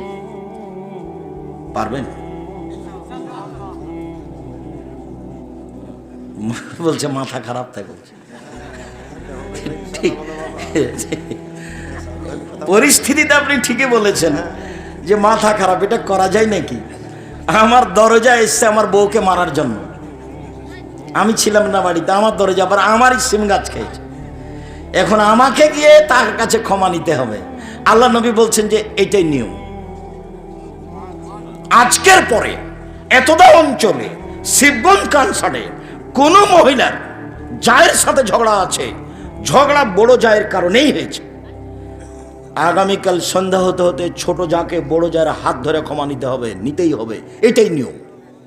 গন্ডগোল কার কারণে হয়েছে? বড় জায়ের কারণে হয়েছে। এই ছেলে তোমার চাচির কারণে হয়েছে, তোমার মার সাথে গন্ডগোল হয়েছে তোমার চাচির কারণে, তোমার চাচি বড় আর তোমার মা ছোট। আগামীকাল সন্ধ্যা হতে হতে তোমার মা তোমার চাচির হাত ধরে ক্ষমা নিবে, এটাই নিয়ম। তোমার বাপ তোমার চাচার হাত ধরে ক্ষমা নিবে, এটাই নিয়ম, এটাই রাসূল সাল্লাল্লাহু আলাইহি ওয়াসাল্লামের নিয়ম। এর উল্টা পথ নেই, ক্ষমা নিতেই হবে। আমি নিজে দেখেছি আমাদের গ্রামে বাপ মরে যাওয়ার পরে গন্ডগোল লেগে গেছে জমি ভাগ নিয়ে, গন্ডগোল করতে করতে ঢেঁকিটা কেটে ভাগ করে নিয়েছে। কেমন গতি, কেমন বিধি, কেমন চালচলন, কেমন আচরণ, এইটা কেন? ফিরে আসতেই হবে, এটাই স্বভাব, এটাই সদাচরণ। যার কারণে সবচেয়ে ভারী নেকি এমনিতেই, সবচেয়ে ভারী নেকি এমনিতেই হবে, তা কি আর হয়? সবচেয়ে ভারী নেকি। এই জন্য যদিও আরেকটা হাদিস তখনই বলতে হতো, ছেড়ে এসেছি, সবচেয়ে ভারী নেকি নয় তাতে, তবে নেকি ভারী, সবচেয়ে ভারী নয়। আল্লাহ রাসূল বলছেন কালেমাতানে, দুটি বাক্য, খাফিফাতানা আলাল লিসানে, মুখে হালকা উচ্চারণে, সাকিলাতানে হাবিবাতানে ইলার রহমানে, রহমানের নিকটে প্রিয়, সাকিলাতানে ফিল মিজানে, দাড়ি পাল্লাই ভারী, তাহলে সুবহানাল্লাহ হবে, হামদিহি সুবহানাল্লাহিল আযীম। এর যেটা নেকি আছে সেটা ভারী, সুবহানাল্লাহ, আলহামদুলিল্লাহ, লা ইলাহা ইল্লাল্লাহ, আল্লাহু আকবার। এদের যে এইসব বাক্যের নেকি যত ভারী, এসব শব্দের নেকি যত ভারী, সুবহানাল্লাহ হবে হামদিহি সুবহানাল্লাহিল আযীমের নেকি তার চেয়ে অনেক বেশি বেশি ভারী, তবে সবচেয়ে ভারী নয়। লা ইলাহা ইল্লাল্লাহু ওয়াহদাহু লা শারীকা লাহু লাহুল মুলকু ওয়া লাহুল হামদু ওয়া হুয়া আলা কুল্লি শাইইন কাদির, সব নবী বলেছেন, সকল নবী বলেছেন, আরাফার মাঠে বলতে হয়। এই জিকিরের নেকি যত ভারী, সুবহানাল্লাহি ওয়া বিহামদিহি সুবহানাল্লাহিল আযীমের নেকি তার চেয়ে বেশি ভারী। সুবহানাল্লাহি ওয়া বিহামদিহি সুবহানাল্লাহি ওয়া বিহামদিহি সুবহানাল্লাহি ওয়া বিহামদিহি, এর নেকি যত ভারী, সুবহানাল্লাহি ওয়া বিহামদিহি সুবহানাল্লাহিল আযীমের নেকি তার চেয়ে বেশি ভারী। সুবহানাল্লাহি ওয়া আলহামদুলিল্লাহি ওয়া লা ইলাহা ইল্লাল্লাহু আল্লাহু আকবার, এই তাসবির নেকি যত ভারী, সুবহানাল্লাহি ওয়া বিহামদিহি সুবহানাল্লাহিল আযীমের নেকি তার চেয়ে বেশি ভারী। কোনো বার নাই, যে যা পারে বলবে, লুটে নিবে একবার, দুই হাত দিয়ে নেকি লুটে নেকি, শ্বাস বন্ধ হয়ে গেলে নেকি নাই, যে যা পারে বল, দিন রাত বলুক। সূরা ইখলাস 3 বার পড়ুক, একবার কোরআন মাজিদ পড়লে জানে কি হয় তাই হবে। পড়েন, আপনাকে কে ঠেকাচ্ছে? আমি তো বলেছিলাম সকালে 3 বার পড়বেন, বিকালে 3 বার পড়বেন, তা আপনি টিকতেই পারেন না। আপনি একদিন বলছিলেন, তখন আপনার নাতি দৌড়িয়ে এসে, পোতা দৌড়িয়ে এসে বলছে, দাদা আপনাকে দাদি ডাকে, দাদি ডাকে, দাদি দেখ। আপনি পড়া বাদ দিয়ে ছুটে চলে গেলেন। কই, আপনি তো টিকতে পারেন না। টিকা তো খুব কঠিন, টিকতে হবে। রাসূল সাল্লাল্লাহু আলাইহি ওয়াসাল্লাম বলছেন, আহাব্বুল আমালি ইলাল্লাহি আদওয়ামুহু ওয়া ইন কাল্লা, আল্লাহর নিকটে সবচেয়ে প্রিয় আমল কম হোক, চলমান, চলমান থাকবে, কম হোক। আপনি সূরা ইখলাস 3 বার পড়ার সিদ্ধান্ত নিন, 100 বার নয়। যারা বলেছে 100 বার পড়লে এত নেকি, সে মিথ্যা কথা বলেছে। যারা বলেছে সূরা হাসর পড়লে সকালে বিকেলে এইভাবে হয়, তারা মিথ্যা কথা বলেছে। যারা বলেছে যে মুমূর্ষু ব্যক্তির পাশে সূরা ইয়াসিন পড়তে হবে, তারা মিথ্যা কথা বলেছে। ওকে তওবা করে ফিরে আসতে হবে, হাদিস জাল, ওটা পড়া যাবে না, এই কথাই ঠিক। আয়াতুল কুরসি পড়েন, সূরা বাকারার শেষ 2 আয়াত পড়েন। যেগুলো সহিহ হাদিস দ্বারা প্রমাণিত, সেগুলোর কোনো কথা নাই, অযথা আদগবি ঢং করে বেড়াচ্ছে। সম্মানিত দিনী ভাই বোন, জোহাইনা কাবিলার একজন লোক সাহাবী, উনি বলছেন, কালু, সাহাবীগণ বলেন, আল্লাহ রাসূল, মা খায়রু মা উদিয়াল ইনসান, মানুষকে যে আল্লাহ নেয়ামত দিয়েছেন তার সবচেয়ে ভালো কোনটা? আল্লাহ মানুষকে নেয়ামত দিয়েছেন 2 হাত। 1 হাত নেই যার, তাকে জিজ্ঞাসা করেন যে 1 হাতের দাম কত? 1 হাতে পায়খানা পানি করার পরে পানি চোখ করতে পারে না, কাপড় পরতে পারে না, তাহলে কত কষ্ট। তাহলে ও জানে যে 2 হাতের কত দাম। যার 1 পা নাই তাকে জিজ্ঞাসা করেন 1 পায়ের কত দাম। তাহলে এইটা একটা নিয়ামত, এটা একটা নিয়ামত, বউ একটা নিয়ামত, বাড়ি গাড়ি নিয়ামত, অর্থ সম্পদ নিয়ামত, বুদ্ধিবিদ্যা নিয়ামত। তো আল্লাহ তো মানুষকে অনেক নিয়ামত দিয়েছেন, তো সবচেয়ে ভালো কোনটা আল্লাহর নবী বলেন তো? তখন আল্লাহ রাসূল উত্তরে বলছেন, আল খুলুকুল হাসান, ভালো আচরণ। মনে থাকবে না মনে হয়? আল্লাহ মানুষকে অনেক নিয়ামত দিয়েছেন, আপনি একটা নিয়ামত বলেন তো দেখি, আল্লাহর দেওয়া 2 চোখ, এটা আল্লাহর একটা নিয়ামত। এখন আপনাকে যদি বলা যায় যে সবচেয়ে ভালো নিয়ামত কোনটা, তাহলে কি বলবেন? ভালো আচরণ। তো ভালো আচরণ কাকে বলে? কেউ যদি ক্ষতি করে দেয় আপনার, তাহলে যদি আপনি চাঁপানাগঞ্জের ভাষাতে বলেন তোকে সেটা লিব, তাহলে হবে? জি না, ধৈর্যের পরিচয় দিতে হবে। আজ থেকেই পরিবর্তন হতে হবে, আজ থেকেই, আজ থেকে। এবং মনে করতে হবে যে ইবাদতের জগতে এটা হলো সবচেয়ে ভারী নেকির ইবাদত, বিচার মেটা হলো সবচেয়ে ভারী। আল্লাহর নবীকে জিজ্ঞাসা করা হলো, আল্লাহর নবী, সবচেয়ে ভালো নিয়ামত আল্লাহ যেটা মানুষকে দিয়েছেন সেটা কি? তখন আল্লাহ রাসূল উত্তরে কি বললেন? ভালো আচরণ। মনে থাকে যেন। নওয়াস ইবনে সামান রাদিয়াল্লাহু তাআলা আনহু বলেন যে আমি আল্লাহ রসুলকে জিজ্ঞাসা করলাম, আল্লাহ রসুল মাল বিররু ওয়াল ইসমু, পাপ কি জিনিস, নেকি কি জিনিস? আল্লাহ রসুল বলেন তো একটু, পাপ কাকে বলে, নেকি কাকে বলে? বলেন পাপ কি জিনিস, নেকি কি জিনিস বলে? তখন আল্লাহ রসুল বলছেন, আল বিররু হুসনুল খুলুক, নেকি হলো ভালো আচরণ। কই আল্লাহ রসুল তো বললেন না নেকি হলো হজ, কই আল্লাহ রসুল তো বললেন না নেকি হলো তাহাজ্জুদ, তাহাজ্জুদ তো নেকির কাজ, হজ তো বড় নেকির কাজ। কই আল্লাহ রসুল তো বললেন না নেকি হলো রামাজানের সিয়াম, অথচ সিয়াম বড় নেকির কাজ। কই আল্লাহ রসুল তো বললেন না যে নেকি হলো কোরআন তেলাওয়াত, অক্ষর প্রতি 10 নেকি হয়, তা আল্লাহ রসুল তা বললেন না। জিজ্ঞাসা কি ছিল বলেন তো দেখি, পাপ কি জিনিস আর নেকি কি জিনিস? উত্তরে আল্লাহ রসুল কি বললেন? ভালো আচরণ। এবার বলি যে ভালো আচরণ দিয়ে সবচেয়ে দামি জান্নাত পাওয়া যায়, ভালো চালচলন দিয়ে সবচেয়ে দামি। আবু মালিক আশআরী রাদিয়াল্লাহু তাআলা আনহু বলেন, রাসূল সাল্লাল্লাহু আলাইহি ওয়াসাল্লাম বলেছেন, ইন্না ফিল জান্নাতে গোরাফান ইউযার জাহিরুহা মিন বাতিনিহা বাতিনুহা মিন জাহিরিহা। জান্নাতে কতগুলি দামি দামি ঘর আছে, খুব উন্নত মানের পদার্থ দিয়ে তৈরি, খালি টক টক টক টক করছে, ঝকঝক ঝকঝক করছে। তো সাহাবীগণ বলছেন, লিমান হাজিহি, এত দামি ঘর কে পাবে আল্লাহ রাসূল? এত দামি ঘর, এত দামি জান্নাত কে পাবে? তখন আল্লাহ রাসূল বলছেন, লিমান আলানাল কালামা, যার ভাষা নরম, স্বভাব ভালো সে পাবে, যার খাসলত ভালো সে পাবে, যার চাল চলন ভালো সে পাবে।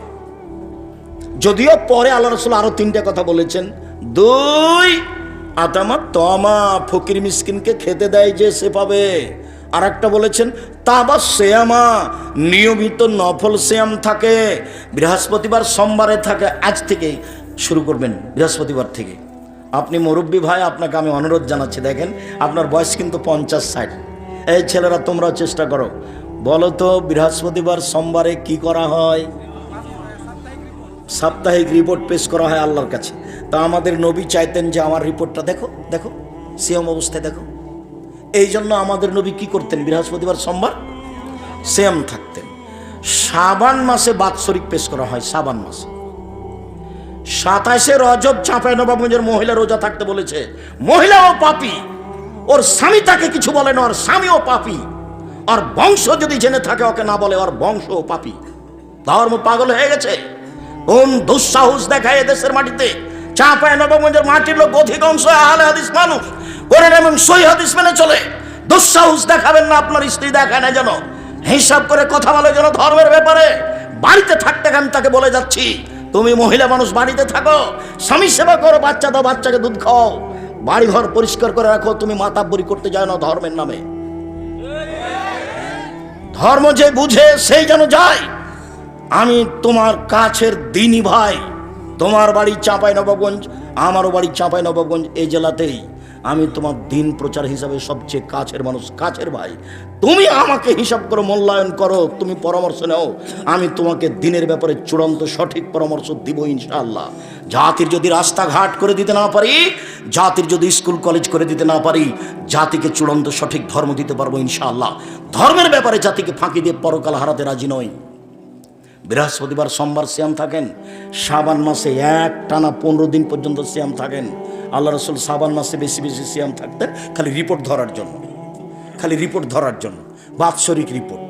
উহুব্বাই ইউরাজা আমালি ওয়ানা সাইম, আমার মনটা চাই যে বাৎসরিক রিপোর্ট যখন আল্লাহর কাছে পেশ করা হবে, তখন আল্লাহ দেখুক যে আমি সিয়াম আছি না, দেখো আমার রিপোর্ট দেখো, সিয়াম অবস্থায় দেখো। এটা আল্লাহ রাসূল চাইতেন, যার জন্য আপনাকে আমি শাবান মাসে বেশি বেশি সিয়াম থাকতে বলছি। জুলহিজ্জার 1 থেকে 9টা সিয়াম থাকার জন্য অনুরোধ জানাচ্ছি। আপনার ওই শাওয়ালে 7টা ভেঙে ভেঙে রাখতে হবে, ফালতু কথা। ধারাবাহিক রাখার চেষ্টা করেন, না পারেন সেটা ভিন্ন কথা, না পারেন সেটা ভিন্ন কথা, চেষ্টা করেন ধারাবাহিক রাখার। শাবান 7টা রাখেন, সারা বছর সিয়াম পালনে নেকি পাবেন। প্রতি মাসে 3টা রাখেন, মুহররমের 2টা রাখেন, আরাফার 1টা রাখেন। অভ্যাসী হন, সিয়াম রাখতে অভ্যাসী হন। ভালো ইবাদত, বড় ইবাদত। সিয়াম রাখতে অভ্যাসী হন, সময় শেষ, দেখতে দেখতে সময় শেষ। ভুল বুঝিয়েন না, চেষ্টা করেন। আপনাকে করতে হবে, মানুষই করে, গরু ছাগল করে না। ইবাদত মানুষই করে, গরু ছাগল করে না, আপনাকেই করতে হবে। যারা আপনারা দিনী বোন, আপনাকে আমি বলছি, আপনি শুরু করেন। স্বামীকে বলে শুরু করবেন, যেহেতু নফল সিয়াম। আল্লাহ বিল্লাহি ওয়ান নাস নিয়াম, মানুষ যখন ঘুমিয়ে থাকে তখনও তাহাজ্জুদ পড়ে, এও দামি জান্নাত পাবে। কথা ছিল আমাদের সবচেয়ে দামি জান্নাত পাবে সে যার চাল চলন ভালো। যে মহিলার চাল চলন ভালো, সারা দিন খালি গ্রামে ঝগড়া করে, এর সাথে ওর সাথে, ওর সাথে খানিক ফাসাদ করে, এর সাথে খানিক ফাসাদ করে, আর সন্ধ্যার সময়তে বলেছি, মন ভরে বলেছি, ঝগড়াতে সবচেয়ে বেফাস কথা বলেছে, তখন বলছে যে মন ভরে বলেছি, মনের স্বাদ মিটিয়েছে। ও হলো বস্তির মেয়ে। ও কোথাকার মেয়ে? ও হলো বস্তির মেয়ে, নোংরা পরিবেশের মেয়ে। ওর বাপ তাকে শিখিয়ে দেয়নি। কোন সাহসে মুখ খারাপ করে কথা বলে, প্রতিবেশীর সাথে ঝগড়া লাগিয়ে? মুখ বন্ধ করে রাখেন। আপনি আমার দিনী বোন, আপনি মুসলিম মানে মেনে নিয়েছেন, আপনার ধর্মের নাম ইসলাম মানে মেনে নেওয়া। আপনি মেনে নিয়েছেন তার নাম মুসলিম, আমি মেনে নিয়েছি তার নাম মুসলিম, আপনি কেন মুখ খারাপ করে কথা বলবেন?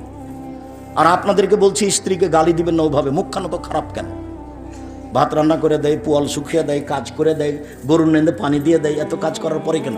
ও সৌদি আরবের মেয়ে হলে, ওই দিল্লির মেয়ে হলে বুঝতে পারতেনি, একটু কাজ করতে বললে বলতো মাই তেরি বাঁধি আই, আমি কি তোমার দাসী নাকি? আমাকে কাজ করতে বলো মানে? কোন সাহসে আমাকে কাজ করতে বলো? ভাত রান্না করতে বলা যাবে না। এ তো বাংলাদেশের চাঁপাইনবাবগঞ্জের মেয়ে, ভোর রাতে এটা পিসে। কিভাবে সংসার চলে আমাদের বাপ মায়ের, কিভাবে চলে যায় আমি বুঝতেই পারি না। এইভাবে ধান বাহিনে, ধান ঢেঁকিতে ভাঙে, আর এইভাবে জাঁতাতে পিসে এতগুলো রাখাল কিষান মানুষজন, বউ বেটি, 5-7টা 10-12টা ছেলে মেয়ে, স্বামী আছে, শ্বশুর আছে, শাশুড়ি আছে, আরও কত যাও জড়ে ফেলেছে, বাড়ি ভর্তি মানুষ, কিভাবে যে কত কষ্ট করে সংসার চালিয়েছে। তারপরে আপনাদের স্বভাব কত খারাপ, কথায় কথা বউকে গালি দেন। মুখ খারাপ করবেন কেন? আল্লাহ বলছেন যে তোমার শান্তি তৃপ্তির জন্য আমি তোমার স্ত্রী সৃষ্টি করেছি। তো যদি গালি দেন বউকে, তো শান্তি তৃপ্তি হবে কি দিয়ে? এটা আমি বলিনি, এই কথা আল্লাহ বলছে। যার কারণে সাহাবী যখন বললেন, হাকিম বিন মুআবিয়া আল কোশাইরি, আল্লাহ নবী স্ত্রীরা আমাদের কাছে কি পায়, আমরা কি কি দিব তাদেরকে? বলেন তো আল্লাহ নবী, ওরা আমাদের কাছে কি পায়?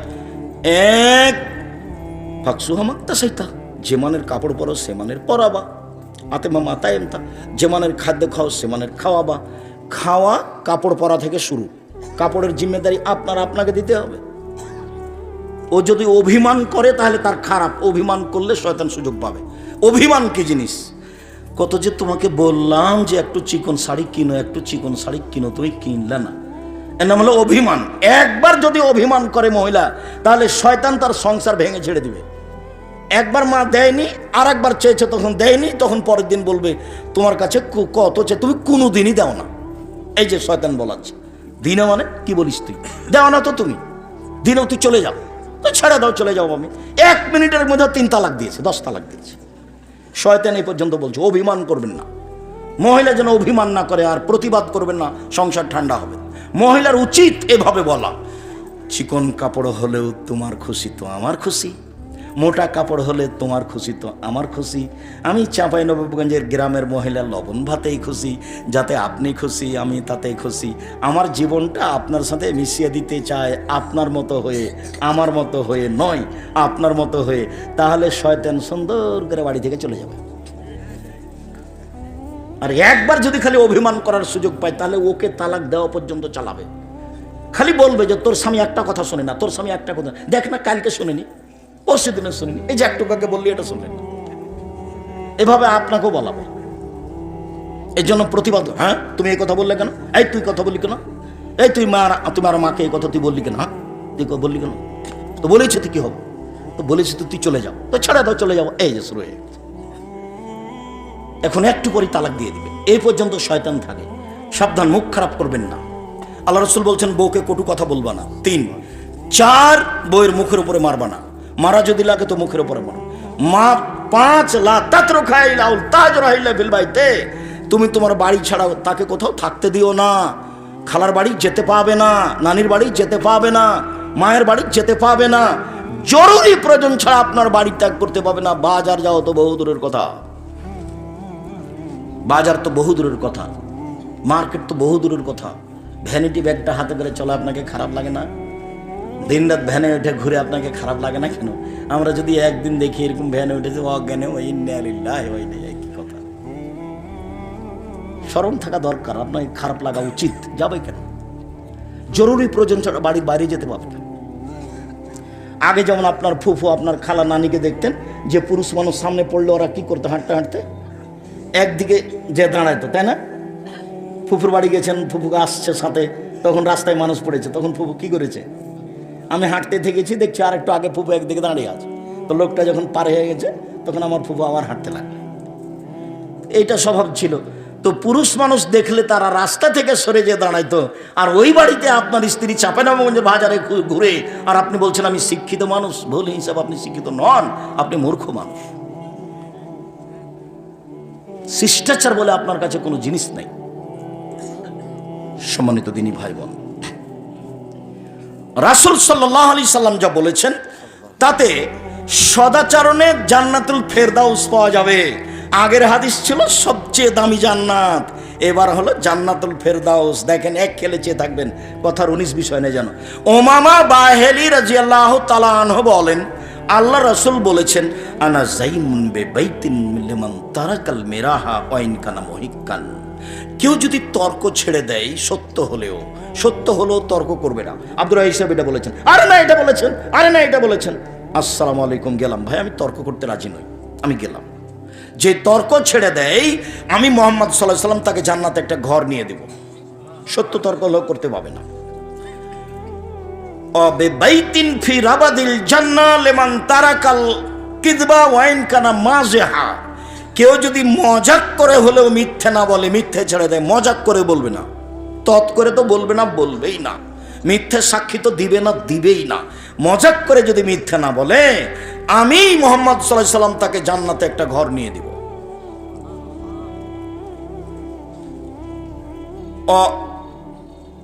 ওমান হাসানা খলকাহু আলাল জান্নাত লিমান হাসানা খলকাহু। আর আমি সবচেয়ে মাঝামাঝিতে উঁচু জান্নাত, জান্নাতুল ফেরদাউস নিয়ে দেব, যে তার চাল চলনকে ভালো করলো। যদি না বুঝাতে পারি আমি ওর ব্যর্থ, আপনাকে আমি বুঝাতে পারলাম না। তর্ক ছেড়ে দিলে জান্নাতে একটা ঘর, মিথ্যে কথা ছেড়ে দিলে জান্নাতে একটা ঘর, আর জান্নাতুল ফেরদাউস হবে যার চাল চলন ভালো, তার জন্য উনি নিয়ে দিবেন। মুহাম্মদ সাল্লাল্লাহু আলাইহি সাল্লাম আপনাকে নিয়ে দিবেন, উনি জিম্মেদার। যার চাল চলন ভালো তাকে আল্লাহর নবী কি নিয়ে দিবেন? জান্নাতুল ফেরদাউস নিয়ে দিবেন। মনে থাকবে না মনে হয়? যার চাল চলন ভালো আল্লাহ নবী তাকে কি নিয়ে দিবেন? জান্নাতুল ফেরদাউস নিয়ে দিবেন। উনি বলছেন আমি জিম্মেদার, আমি নিয়ে দিব। তো চাল চলন কি জিনিস? তো অবাক কথা। চাল চলন ভালো আচরণ দিয়ে দুইটা বড় বড় নেকির, ইবাদতের নেকি হবে, দুইটা বড় বড় ইবাদত তার নেকি হবে। আয়েশা রাদিয়াল্লাহু তাআলা আনহা বলেন, আল্লাহর নবী বলেছেন, ইন্নামাল মুমিন ইয়াজাদু বিহুসনি খুলুকিহি দারাজাতা সাইমুল কায়েম। মানুষ ভালো চাল চলন আচরণ দিয়ে রাতে তাহাজ্জুদ পড়ে যত নেকি হয়, ভালো চাল চলনে তত নেকি হয়। নিয়মিত সিয়াম রোজা থেকে যত নেকি হয়, ভালো চাল চলনে তত নেকি হয়। মনে থাকবে? ভালো চাল চলনে 1, নিয়মিত তাহাজ্জুদ। ভালো চাল চলনে 2, নিয়মিত রোজা, নফল সিয়াম। মনে থাকবে না মনে হয়? মনে থাকবে না? তুমি তো ভুল বুঝেছ। সাপ্তাহিক 2টা বললে হবে না, সবটাই বলতে হবে। যদি সবটাই মনে করে থাকো তাহলে ঠিক আছে। নিয়মিত নফল সিয়াম মানে সপ্তাহে 2টা, ওই হিসাবে ঠিক আছে। নিয়মিত নফল সিয়াম দিয়ে জানে কি হয়, ভালো চাল চলনে তাই নাকি হয় 1। 2, নিয়মিত তাহাজ্জুদ পড়ে জানে কি হয়, ভালো চাল চলনে তাই নাকি। আবু মালিক আশআরী রাদিয়াল্লাহু তাআলা আনহু বলেন, রাসূল সাল্লাল্লাহু আলাইহি সাল্লাম বলেছেন, আল মুমিন লিল মুমিন কাল বুনিয়ান ইয়াসুদ্দু বাযুহু বাযান সুম্মা সাব্বাকা বাইনা আসহাবি। একজন মুমিন আর একজন মুমিনের জন্য প্রাচীরের মতো, একজন মুমিন আর একজন মুমিনের জন্য প্রাচীরের মতো। তারপর দেখালেন এইভাবে, আল্লাহ রাসূল বলেছেন, দেখো দেখো দেখো পৃথিবীর মানুষ দেখো, বাস্তব দেখো। ডান হাতের আঙ্গুল বাম হাতের মধ্যে ঢোকালেন, এইভাবে মুসলমান থাকবে। এখন যদি একজন বিপদে পড়ে আর বিপরীত দলের, তাহলে এমন খুশি হয়, গরু জবাই করে, ঠিক আছে ঠিক আছে ঠিক আছে, তুই বিপদে পড়েছিস, ঠিক আছে, তোর স্বভাব বনে পড়েছিস তুই, এভাবে বলছে। আমার চোখের দেখা গরু জবাই করেছে, আমার চোখের দেখা গরু জবাই করেছে, গরু। সেটা কি ছিল? বিপরীত দলের লোক পরীক্ষায় ফেল করেছে, যে ছেলে খুব মাতাব্বরি করতো ও পরীক্ষায় ফেল করেছে, তখন গরু জবাই করেছে খুশিতে। আর এখন তো আপনারা দেখতে পাচ্ছেন নেটে এমন হুজুর বলছে একবারে ধুয়ে ছেড়ে দিছে, বাচ্চা টাচ্চা করে কি যে বলছে, তার মনে হচ্ছে বুদ্ধি কমে গেছে না কি, আল্লাহ ভালো জানে। আলেম ওলামা মানুষ যেসব আলেম ওলামা আর একজনের বদনাম করে তখন সে আলেম, এটা আমার কাছে ধরা পড়ে না। আমার মনে হয় আমি যেভাবে বুঝি তাতেও আলেম নয়। তো বদনাম না করে তো বাঁচা যায়। আমি 90 সাল থেকে মাঠে আছি, 90 সাল থেকে এখন পর্যন্ত আমি কোনোদিন কারোর বিরুদ্ধে একটা বাক্য বলিনি। আমি কোনোদিন মাযহাবের নাম নিনি। আমি সরকারের পাতায় পড়ি না, জীবনে কোনোদিন নিনি। আছি তো, ভালোভাবেই আছি আলহামদুলিল্লাহ। আপনার বিরুদ্ধে কথা বলার আমার প্রয়োজন হয় না। আমি পিছন দিকে তাকিয়ে দেখি না কে আছে। ও যদি আমাকে লুটে ধুয়ে খেলে তবে আমি কিছু বলবো না। বরং ও যদি গালি দিতে দিতে থেমে যায় তো আমি আবার পাল্টা রিং দিয়ে বলি, ভাইজান গালি মনে হয় শেষ হয়নি, টাকা মনে হয় শেষ হয়ে গেছে। তো যদি আপনার কিছু থাকে তাহলে বলে নেন। অনেকদিন আমি এভাবে পাল্টা রিং দিয়ে বলেছি। আর গালি শুরু করেছে মানে মা বোনকে দিয়ে শুরু করেছে। তারপরে আমি বলেছি, ভাইজান আর কি কিছু বলার ছিল? মনে হয় টাকা শেষ হয়ে গেছে, কথা মনে হয় বাকি ছিল, বলেন। পাল্টা তাকে কিছু বলার আমি প্রয়োজন মনে করি। এরকম পরিবেশ আল্লাহ আমাকে দেয়নি, ওটা আমি ভাবি না। আর আমি জীবনে যা করছি তা আমি ভেবে চিন্তা করিনি, কোনো পরামর্শ বৈঠক করে করিনি। যা করি সব এমনিতেই আসে। আমি কোনোদিন কারো বক্তব্য শুনতে যাইনি। কে কি বলে এটা হিসাব করতে পারি না। আমি মোবাইলে রিং হলে অন করতে পারি, আপনার নাম আমি সেভ করতে পারি না। আমি তো বড় মোবাইল চালাতে পারি না। কে আমাকে গালি দিল, ধুয়ে ছেড়ে দিল, সেটা আমি দেখিও না। ওই পাতাই পড়ি না, ওই পাতা আমি একবার ছিঁড়ে টুকরা টুকরা করে দিয়েছি, ওটা দেখি না। সম্মানিত দিনী ভাই বোন, বলছিলাম রাসূল সাল্লাল্লাহু আলাইহি ওয়াসাল্লাম বলছেন সব মুসলমান এইভাবে। তাহলে দল করে পার্টি করে আর একজনের বদনাম করে গিবাত করে জেলে দিয়ে কি করলেন আপনি?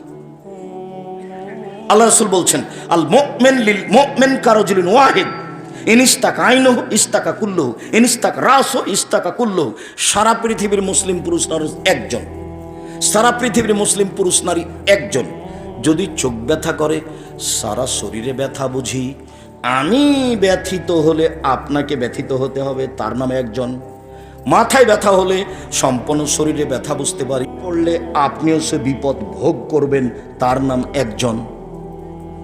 রাতে বাড়িতে দুর্ঘটনা, তাড়াহুড়া করে উঠে আসতে হবে। ভাইজান কি খবর, কি হয়েছে, মেয়ের অসুবিধা নাকি, অ্যাম্বুলেন্স ডাকবো? ভাই কি করতে পারি বলেন, আপনার আমি কি করতে পারি বলেন আমাকে, আমি কোথায় যাব, কোন ডাক্তার ডাকতে যাবো? আপনি বলবেন, কারণ আপনি প্রতিবেশী।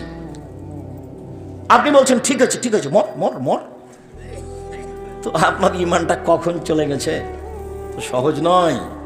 নরম আচরণ হতে হবে। সদাচরণ কাকে বলে? সদাচরণ কি জিনিস? সদাচরণের নেকি সবচেয়ে ভারী কেন? আলোচনার শেষের দিকে আসছি। আবু হুরায়রা রাদিয়াল্লাহু তাআলা আনহু বলেন রাসূল সাল্লাল্লাহু আলাইহি সাল্লাম বলেছেন আর রাহিমুশ শুহনাতুন মিনার রহমান, সদাচরণ রহমান থেকে বের হয়েছে মানে দয়া। সদাচরণ রহমান থেকে বের হয়েছে মানে দয়া। রহমান বলেন এই মানুষ শোনো, মান ওয়াসালাকে ওয়াসালতুহু, এই সদাচরণ শোনো, মান ওয়াসালাকে ওয়াসালতুহু মান কাতাকে কাতাতুহু। সদাচরণ তোমাকে যে নিবে আমি আল্লাহ তাকে নিব, সদাচরণ তোমাকে যে ছেড়ে দিবে আমি আল্লাহ তাকে ছেড়ে দিব। সদাচরণ নেই যার, আল্লাহ নেই তার। সদাচরণ আছে যার, আল্লাহ আছে তার। সদাচরণ নেই যার, আল্লাহ নেই তার। ও কিভাবে খেতে পায়? হিন্দু যেভাবে পায়। কিভাবে বাঁচে? ইহুদি যেভাবে বাঁচে। কিভাবে দাপট দেখায়? খ্রিস্টান যেভাবে দেখায়। কথা বুঝতে পারেননি? ওর তো আল্লাহ নাই, এ কথা আমি বলিনি, হাদিস তো বুখারী মুসলিম, সব হাদিস গড়ানে বুখারী মুসলিম। আয়েশা রাদিয়াল্লাহু তাআলা আনহা বলেন যে আর রাহিমু মুআল্লাকাতুন বিলাস, সদাচরণ আল্লাহর আরশ ধরে ঝুলন্ত। সদাচরণ, এটা সদাচরণ। এই সদাচরণ চালচলন বলছে এভাবে, আমি সদাচরণ বলছি পৃথিবীর মানুষ শোনো, মান ওয়াসালানি ওয়াসালাহুল্লাহ, যে আমাকে নিবে আল্লাহ তাকে নিবে। অমান কাতানি কাতাহুল্লাহ, যে আমাকে ছেড়ে দিবে আল্লাহ তাকে ছেড়ে দিবেন। হাদিস তো বুখারী মুসলিম। জায়ের সাথে ঝগড়া করে হবে, ননদের সাথে ঝগড়া করে হবে, তো বিষ্ণুমুখ হয়ে থাকেন কেন? কেন থাকবেন? মুখখান খুলে থাকতে পারেন? আনন্দে থাকতে পারেন? সারাদিনে 100 বার বলবেন শাশুড়িকে আম্মা, আম্মা কি বলছেন, কি বলেন? শাশুড়ি খালি গালি দিচ্ছে, তোর মুখ দেখতে চায় না, সর এখান থেকে সর। তারপর আপনি এসে বলবেন আম্মা কিছু বলছিলেন, আম্মা কি লাগবে? 1000 বার আম্মা বলেন, তাতে কি আছে? আর শাশুড়ির উচিত আম্মু খালেদা এটা কর। আমি যখন বারবার আম্মু বলেছি তখন আমার মা বলছে, আমার মা মারা গেছেন, আল্লাহুম্মা গফির হারাম, আমার মা বলছেন তুই যেভাবে বলছিস বইয়েরা বেড়ে যাবে। যে বইয়েরা বেড়ে যাবে কেন মা? শাশুড়ি বৌমাকে একটু বলুক না সারাদিনে 40 বার, মা খালেদা আম্মু এটা বিছানাটা ঠিক করো তো, আম্মু খালেদা ঘরটা ঝাড় দাও তো, আম্মু ঝাড়ু দাও ভালো করে। আচ্ছা সারাদিনে শাশুড়ি বৌমাকে মা বলুক না, দেখি কি হয় সন্ধ্যায় গিয়ে। তো এখন শাশুড়ি অত গালি দিলে হবে? একটু ঠান্ডা হতে হবে। ঠান্ডা হোক আর না হোক, আপনি বৌমা বাড়িতে সবসময় ফুর্তি থাকবেন, দৌড়িয়ে যাবেন। খালেদা একবারে কথা শেষ হয়নি উপস্থিত, কি আম্মা কি বলছিলেন? খালেদা কথা শেষই হয়নি, শ্বশুরে ডাকছে, আব্বু কি বলছিলেন, কি লাগবে, এক গ্লাস পানি লাগবে? তো এমনি তারা খুশি হয়ে যাবে, মনে দোয়া করবে, তার নাম হলো আশীর্বাদ। আর 14 বার ডাকা পাওয়া যায় না, খালেদা নেই, খালেদা নেই, খালেদা নেই। এসব বউ দিয়ে কি করবো, এসব বউ কি চলবে? এই যে অভিশাপ, কথা বুঝতে পারিনি, এটা হলো অভিশাপ। আপনি হালকা, তুমি একটু হালকা হও, বৌমা মানুষ, হালকা হও, শ্বশুরকে সম্মান করতে শিখো। বুখারী মুসলিমের হাদিস, কাতাদা রাদিয়াল্লাহু তাআলা আনহা তার ছেলের বাড়িতে গেলেন, যাওয়ার সাথে সাথে বৌমা পানি ঢেলে দিলেন। ওই হাদিস দিয়ে পেশ করেছি, বৌমা শ্বশুরের সেবা করবে, খিদমত করবে, প্রয়োজনীয় জিনিস দিবে। আপনি শ্বশুর শাশুড়ি ভালো সম্মান করতে শিখেন, স্বামীকে ভালো সম্মান করতে শিখেন, আপনার জন্য ভালো হবে, ওরা ভালোবাসবে। আপনি গাদ্দাল হয়ে বসে থাকবেন, তাহলে ভালোবাসবে নাকি? এটা তো হবে না। হালকা, তাহলে দোয়া পাওয়া যাবে, দোয়া, আশীর্বাদ, ওর নাম আশীর্বাদ। দোয়া পাওয়া যাবে, আশীর্বাদ পাওয়া যাবে, মানুষের শ্বশুর শাশুড়ির আশীর্বাদ দিবেন। আর তোমরাকে বলে যাচ্ছি, বাপ মায়ের উপরে মন খারাপ করবে না। সকালে উঠে দেখছো যে সবচেয়ে খারাপ মানুষ আমার মা, আচ্ছা হলো, এটাই ঠিক, তারপরে তুমি মন খারাপ করতে পারবে না। তোমার বউ তো তোমার মাকে দেখবে না, ও তো বয়স্ক মানুষ, পেশাব করেছে, পায়খানা করেছে, পায়খানা পরিষ্কার করবে তুমি, পেশাব পরিষ্কার করবে তুমি, কাপড় খেঁচে দেওয়া তুমি, কাঁধে করে মেডিকেলে নিয়ে যাবা তুমি, মেডিকেল থেকে নিয়ে আসবা তুমি, গোসল করিয়ে দিবা তুমি, কাপড় পরিয়ে দিবা তুমি। একদিন ছিল তুমি তোমার মায়ের কোলে, এখন তোমার মা তোমার কোলে। যাবতীয় প্রয়োজন তুমি তোমার মায়ের শেষ সারাই দেবা।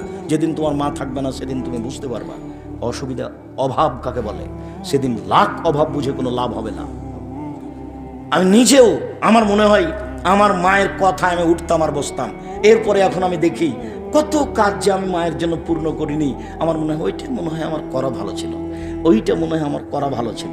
খালি আমি ওই আমার একাই হলে কিনা আমার ধান্দা আছে, অথচ আমার মায়ের কথাতে আমি উঠতাম আর বসতাম, তারপরেও আমার অভাবই মেয়েটা না চলে যাওয়ার পরে খালি মাঝে মধ্যে কথা যাও ওখানে থেমে যায়, খালি মাঝে মধ্যে কথা যাও ওখানে থেমে যায়। আমার বাপ আমাকে বলেছিল, বেটা এই পাঞ্জাবিটা ভারী লাগে। তো আমি তো যুবক মানুষ, পাঞ্জাবি কি আর ভারী লাগে? এইটা আমার খালি অন্তর থেকে সরেই না। আমি ওটা ভাবতে ভাবতে অনেক সময় আমি নিজেকে হারিয়ে ফেলি। আমার বাপ তো বলছিল যে পাঞ্জাবি ভারী, আমি তো এখন পাঞ্জাবি ভারী বুঝতে পারছি। আমার বাপ তো ঠিকই তাহলে পাঞ্জাবি ভারী বুঝেছিলেন, কিন্তু আমি বুঝেছিলাম পাঞ্জাবি কি আর ভারী হয়? মানে পাঞ্জাবি মোটা কাপড়ের ছিল, বুঝতে পারছে না মনে হয়। পাঞ্জাবিটা কেমন কাপড়ের ছিল? মোটা কাপড়ের ছিল। তো আমার বাপ জোয়ান মানুষ, এখন অচল, চলতে পারছে না, ওরকম বিছানা পড়ে থাকেননি, কিন্তু বলছে বেটা পাঞ্জাবিটা ভারী। তা আমি খালি মনে মনে বললাম যে পাঞ্জাবি কি আর ভারী হয়? তো ওই পাঞ্জাবিটা বাদ দিয়ে আমি কালকে একটা হালকা কাপড়ের পাঞ্জাবি কিনবো, করবো, এইটি আর আমি করলাম না। এটা দিয়ে আমার খালি অভাবই মেটে না, মনে হয়েছে যে আমার পুরো জীবন ঘাটতি হয়ে আছে। সব কথা মনে পড়ে যে টাকা পয়সা, চাউল বিক্রি এত টাকা, সরিষা বিক্রি এত টাকা, রায় বিক্রি এত টাকা, কালাই বিক্রি এত টাকা, গম বিক্রি এত টাকা, 1000 টাকা পাঠালাম। তখন আমি বলতাম আমার বাপকে 1000 টাকা পাঠাতে কত কষ্ট করতে হয়েছে। তারপরে একবার 6 মাস পরে পত্র লিখছি যে আমি টাকা পাইনি। তখন আমার আব্বা যে লোককে দিয়েছে ইন্ডিয়া, টাকা পাঠানো খুব কঠিন, যারা ব্যবসা করে তার হাতে দেয়, সে তখন টাকা ভাঙ্গায়, 1000 টাকা দিয়ে 400 টাকা পায়। সে আবার কে কার কাজ করে, এত টাকা মনিটর করা লাগে। তো যখন আমি বললাম যে টাকা পাইনি, তখন আমার আব্বা দৌড়াতে দৌড়াতে সে লোকের কাছে গেল, দিয়ে বললো যে ভাইজান আমার ছেলে টাকা পায়নি।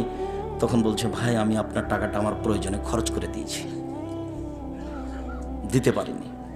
আমার আব্বার কাছে এটা যে কত ভারী ছিল, আমি ভাবতে ভাবতে আমার অনেক সময় পার হয়ে যায়। আমি কেন পাঞ্জাবিটা কিনে দিলাম না, এটা আমি মানে নিজেকে আমি বুঝাতেই পারি না। আমি উত্তরে বলেছিলাম যে আব্বা ভারী লাগছে, আর মনে মনে বলেছিলাম যে পাঞ্জাবি কি ভারী হয়। সেই কথাটা আমার অন্তরে ধাক্কা খায়। ওই কথাটা এখন আমি যেখানে সেখানে বলি, নিজে বলি, পাঞ্জাবি কি ভারী হয়। আমার সেটা ছিল মনের কথা। সম্মানিত দিনী ভাই বোন, চালচলন ভালো করেন, মায়ের সাথে করেন, বাপের সাথে করেন। সদাচরণের সবচেয়ে বড় মালিক মা। ভালো আচরণের মালিক কে দুনিয়াতে সবচেয়ে বড়?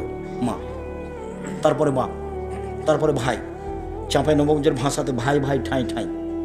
সব জমি জায়গা ভাগ করে নিবে, 1 পয়সা আপনাকে দিবে না, কম বেশি মারামারি লাগিয়ে দিবে, মামলা করে জমি ভাগ করবে। কাজে এর সাথে ভালো আচরণ করতে হবে। বউ এর ব্যাপারে উল্টা কথা বলবে, বউ সারা রাত যা বলেছে তা গ্রহণ করবেন না, বিবেচনা করে কথা বলবেন। ভাইয়ের উপরে মন খারাপ করে কোনো লাভ নেই, কথা বন্ধ করে কোনো লাভ নাই। মুসলমান কথা বন্ধ রাখতে পারে না, আলেম মানুষ বন্ধ করেছে, ওরা থাক, কোন ফাঁক দিয়ে পার হবে তারা জবাব দিবে। আপনি কখনো কথা বন্ধ করবেন না।